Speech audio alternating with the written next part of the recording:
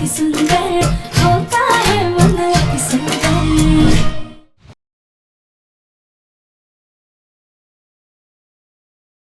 जब तुम्हें अच्छी तरीके से पता था कि कमल से खतरा है तो तुमने रजनी को उसमें चढ़ने ही क्यों दिया? दादी, प्रथम सर की चिल्लाने की आवाज आई थी तो हम बस उनके पीछे चले गए थे। पर राधिया, मैंने तुम्हें जिम्मेदारी दी थी ना कि माँ को लोटस के पास मत जाने देना, फिर तुम मेरे पीछे क्यों आई? प्रथम सर, हम यूं ही आपके पीछे नहीं आए थे, हम माँ को खतरे के बारे में अच्छे से बता कर फिर ही आए थे आपके पास। झूठ झूठ, सिर्फ झूठ। ठहर जाओ, तुम्हें तो सच्चाई हम निकलवाते हैं।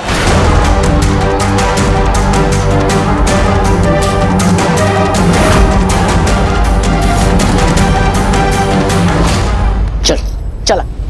दादी,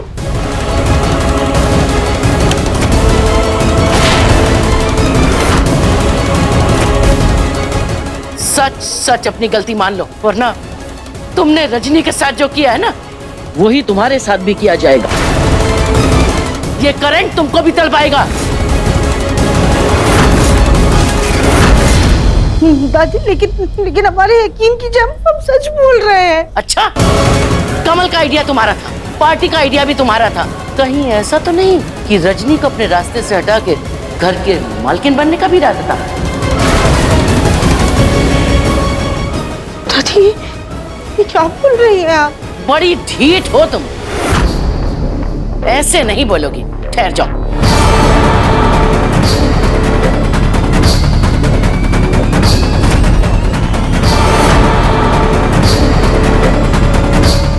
दादी, दादी, दादी, आप होश में तो है? ये क्या करने जा रही थी आप? देखा मनहूस, देखा तूने हमारे पोते की माँ के साथ क्या बर्ताव किया। ये फिर भी तुझे ही बचा रहा है। प्रथम बेटा, हमारी बहू की क्या हालत हो गई है, क्या हालत हो गई है। प्रथम सर, आप राधे, बस! मुझे तुम्हारे मुंह से कुछ नहीं सुनना। राधे, मुझे अभी इतना गुस्सा आ रहा है ना तुम पे। तुम चली जाओ यहाँ से, इससे पहले कि मैं तुम्हारे साथ कुछ कर दूं।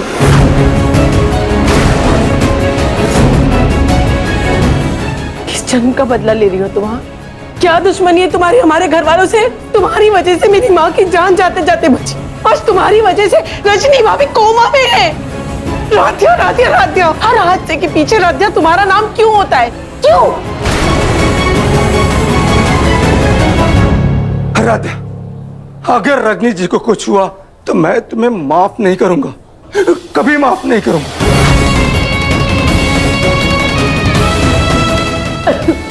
एक्सक्यूज मी, देखिए पेशेंट अभी स्टेबल हैं, अगर आप लोग चाहें तो उनसे जाके मिल सकते हैं। जी।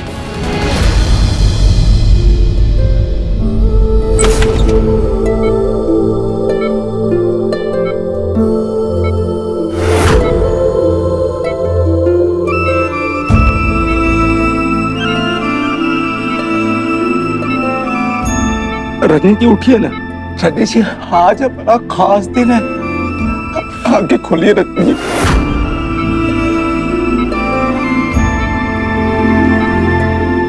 केक काटना है। और पता है, बुलबुल कह रही थी दादी के साथ सेल्फी लेना। सब लोग आपका इंतजार कर रहे हैं। रजनी जी, आंखें खोलिए ना प्लीज। रजनी जी, मैं हाथ जोड़ता हूँ, एक बार आंखें खोलिए। हे प्रथम, सबसे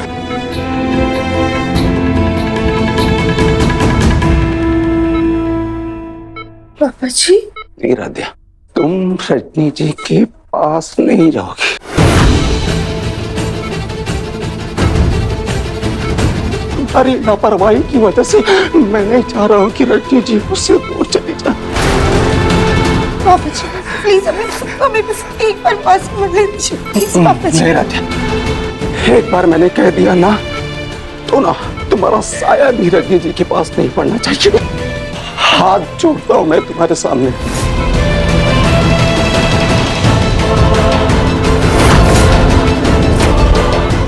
तुम्हारी वजह से दफा हो जाओ यहाँ से।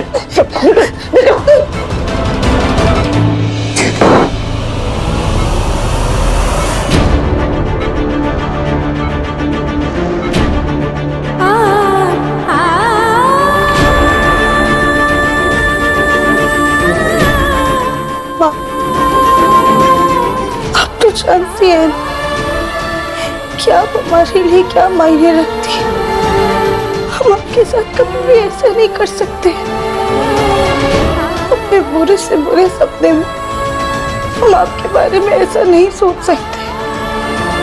हम परिवार वालों की गलतफहमी कैसे दूर करें। माँ प्लीज होश में आ जाइए, प्लीज माँ।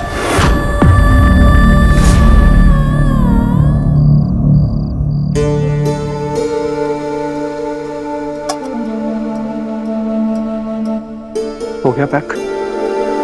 हाँ, मैंने सबके लिए सिंपल सा खाना बना दिया है। थोड़ी देर में निकल सकते हैं हॉस्पिटल के लिए।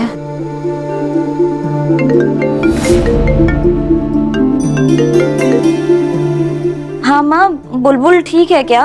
और सुनिए ना, कल हम उसको पिक करने आ जाएंगे। उसकी चिंता मत कर बेटा, वो यहाँ खुश है। अच्छा सुन, तेरे पापा की बीपी और शुगर की दवाई खत्म हो गई है। उनकी तबीयत फिर से थोड़ी खराब हो रही है। तो हॉस्पिटल आते जाते वक्त दे जाएगी। माँ, असल में मम्मी जी की तबीयत बहुत खराब है और बड़ी बहू होने के नाते काफी सारी जिम्मेदारियां निभानी है मुझे, लेकिन मैं फिर भी पूरी कोशिश करूंगी।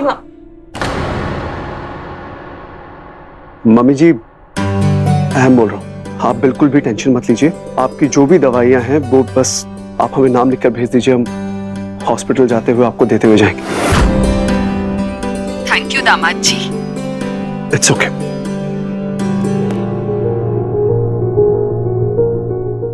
थैंक यू अहम जी।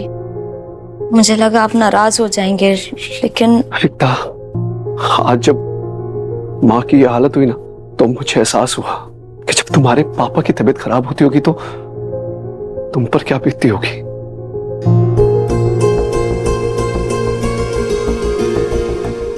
तो तुम लोग भी ना अपने आप को अपने पति, अपने ससुराल की तरफ इतना समर्पित कर देते हो कि हम लोग उस बात को फॉर ग्रांटेड ले लेते हैं। भूल जाते हैं कि जिस तरह हम अपनी माँ से प्यार करते हैं उस तरह तुम भी तो अपनी माँ, अपने परिवार से प्यार करती हो। एकता, इन पास्ट मैंने जो गलतियां की है ना, मैं कोशिश करूंगा कि मैं उसे ना दोहराऊं। एंड आई प्रॉमिस कि मैं तुम्हारी फैमिली को ठीक अपनी फैमिली की तरह उनका ध्यान रखूंगा, और जब भी उन्हें तुम्हारी जरूरत होगी ना, मैं तुम्हारे साथ खड़ा रहूंगा। I promise. थैंक यू अहम जी, आपने इतना बोल दिया वही काफी है मेरे लिए।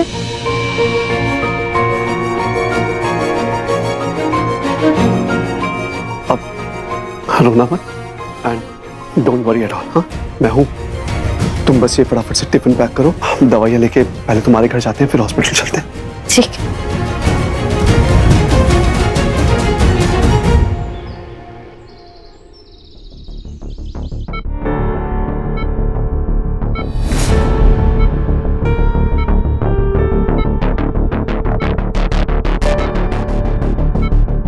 देखिए, रजनी जी के लिए जिन चीजों की जरूरत है उन सब चीजों का सेटअप हमने कर दिया है। वैसे तो कोमा में गए हुए पेशेंट्स की गारंटी नहीं है कि उन्हें कब होश आएगा, बट ज्यादातर केसेस में देखा गया है कि अपनों की मौजूदगी में उनकी रिकवरी बेटर होती है।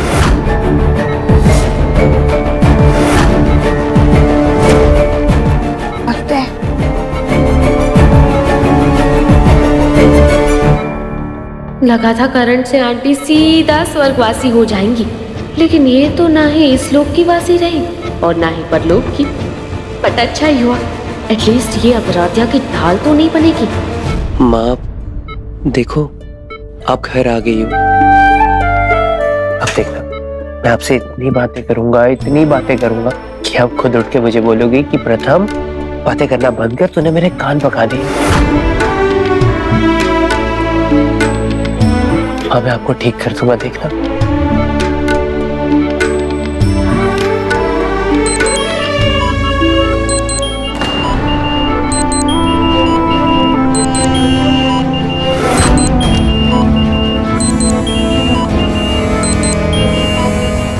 डॉक्टर, ये क्या हुआ था? रजनी जी को होश आ रहा है क्या? नहीं, ये अभी भी कोमा में ही है, लेकिन शायद ये अपने आसपास की चीजों को महसूस कर रही हैं, जिसकी वजह से इनकी बॉडी ब्रेन को सिग्नल देने की कोशिश कर रही है। आप लोग ऐसी कोशिश करते रहिए भगवान ने चाहा तो बहुत जल्द इनको होश आ जाएगा।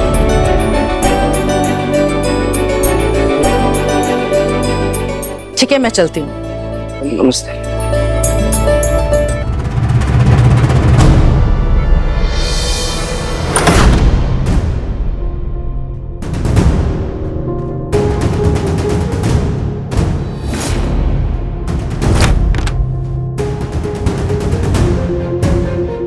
माँ ने हमें बताया था कि ये साड़ी उनके लिए बहुत खास है।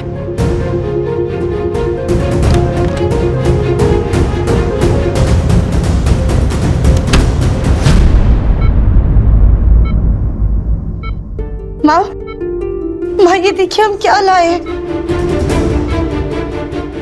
माँ आंखें खोलिए और देखिए आपकी शादी की तस्वीर।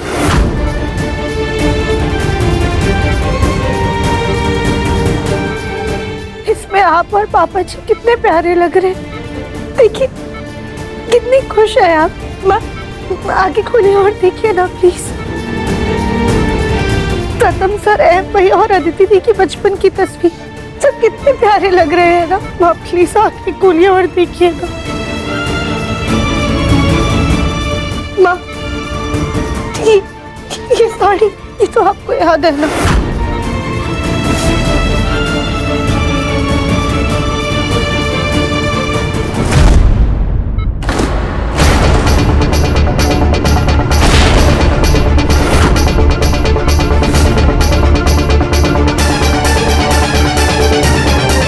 बताओ मरिया जी से कहा था ना, पास बताना फिर ये क्या नया ड्रामा लेकर आई हो।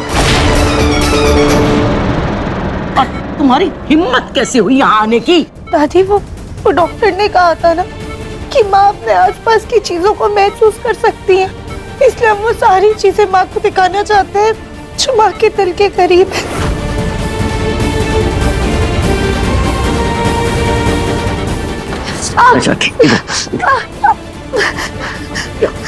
दिखाना चाहती ना, दिखाना चाहती, कैसे दिखाएगी?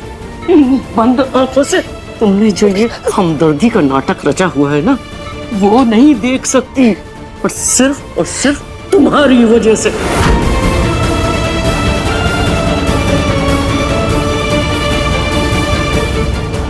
इधर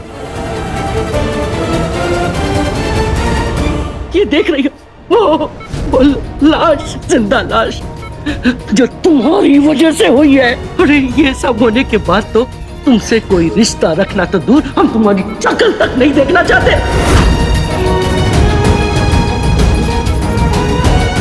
हम क्या, घर का कोई सदस्य भी तुम्हारी शक्ल नहीं देखना चाहते। अरे आप ये क्या बोल रही हैं? क्या बोल रहे हैं? अभी दिखाते, चल इधर।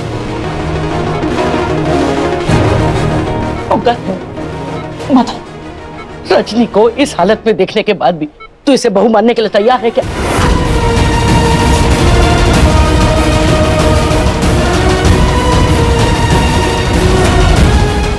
इधर बेटा, एकता तुम बताओ, अपनी माँ को इस हालत में देखकर तुम इस राध्या से रिश्ता रखना चाहते हो? देखा, ठीक है, तुम्हारे पति से ही पूछ लेते। बता, इतना सब होने के बाद भी तू इस राध्या से कोई वास्ता रखना चाहता है?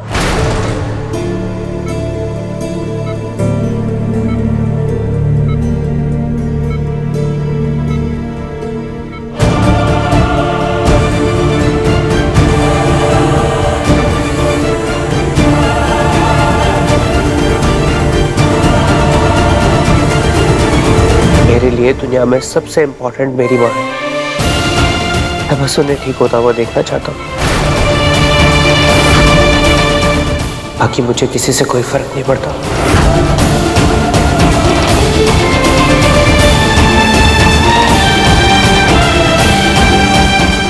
सुन लिया, घर का कोई सदस्य भी तुम्हारी शक्ल तक नहीं देखना चाहता। सुनो, कल सुबह 10 बजे तक का टाइम है तुम्हारे पास। अपना बोरिया बिस्तरा बांधो और इस घर से चली जाओ, हमेशा हमेशा के लिए।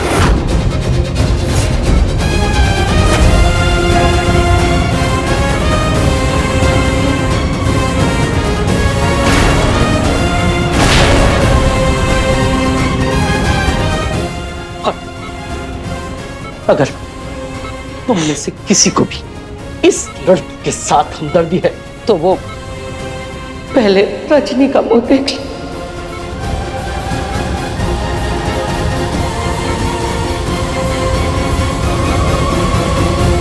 वाह, इतनी जल्दी मुझे मेरे काम का रिजल्ट भी मिल गया। ये तो मास्टर स्ट्रोक था निहारिका। सुना तुमने माँ ने क्या कहा? निकल जाओ यहाँ से, निकल यहाँ से।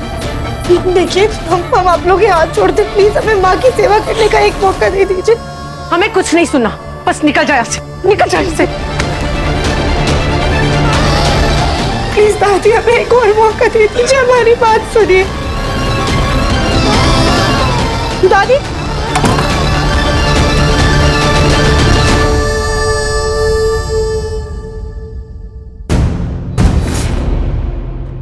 हे भोलेनाथ, हम निर्दोष होकर भी सबकी नजरों में गुनहगार बन गए, और आप तो अंतर्यामी हैं, पूरी सृष्टि के पालनहार।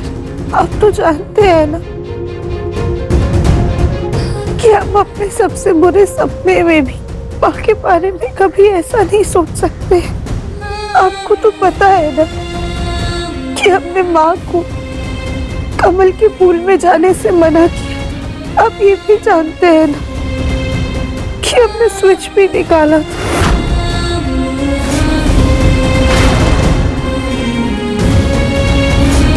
अब हम अपनी बेगुनाही का सबूत सबको कैसे दें?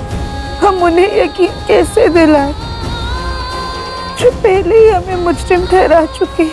अब जब माँ इसी बेजान सी बिस्तर पर पड़ी है, तब जाकर हमें समझ में आ रहा है, हमें ऐसा एहसास हो रहा है कि इस घर में सिर्फ माँ ही थी जो हर मुश्किल परिस्थिति में हमारी ढाल बनकर हमारे सामने खड़ी रहती थी, जिन्हें हम पर पूरा विश्वास था। भोलेनाथ, हमारी माँ को हमारी जरूरत है और हमें हमारी माँ की। अब कुछ तो ऐसा कीजिए जिससे हम सच्चे मन से माँ की सेवा कर पाए और उन्हें ठीक कर पाए। भोलेनाथ, आप तो हमारा साथ देंगे ना? हमें इस घर से जाने से रोकेंगे? प्लीज भोलेनाथ, कोई तो इशारा दीजिए हमें।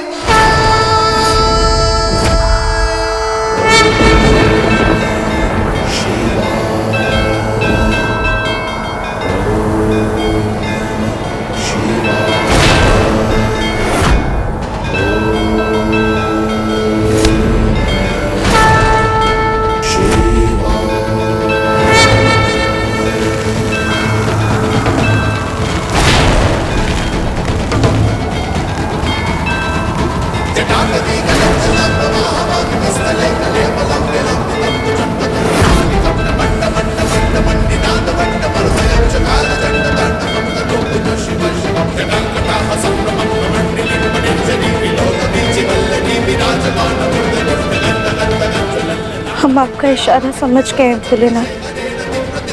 अब कल जो कुछ भी होगा वो आपकी और माता पार्वती की मर्जी से होगा, और हमें आपका हर फैसला मंजूर है।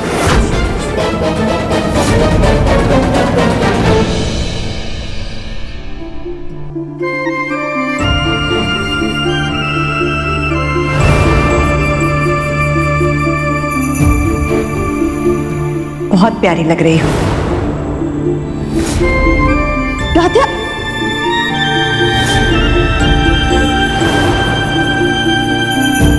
हमारी बहू के कदम बहुत शुभ हैं। जब से ये आई है सब कुछ अच्छा अच्छा ही हो रहा है।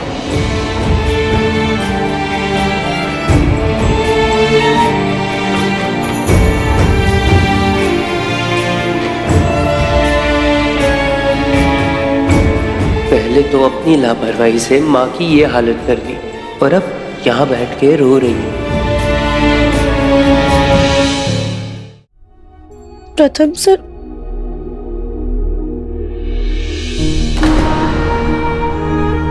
राधिया, मेरे कमरे में सोने का बिल्कुल मन नहीं है। प्रथम सर, हम जानते हैं कि आप हमें ही गुनहगार समझते हैं, हमारी शक्ल तक नहीं देखना चाहते, लेकिन हमारी वजह से आप खुद को तकलीफ मत दीजिए। आप कमरे में सो जाइए, हम बाहर चले जाएंगे।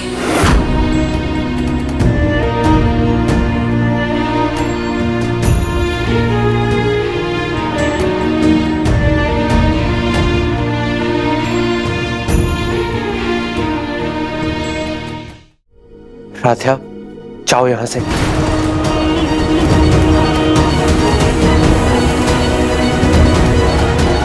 क्यों राधिया, क्यों क्यों तुमने इतनी बड़ी लापरवाही की कि माँ कोमा में चली? इसकी माफी तुम्हें कभी नहीं मिलेगी, कभी भी नहीं।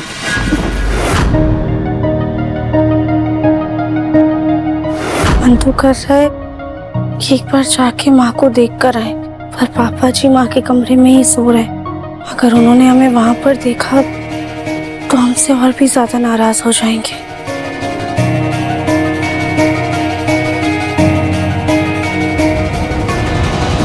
हे भोलेनाथ,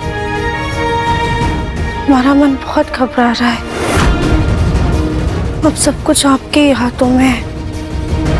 अब कल आपको कैसे भी करके हमें इस घर से जाने से रोकना होगा।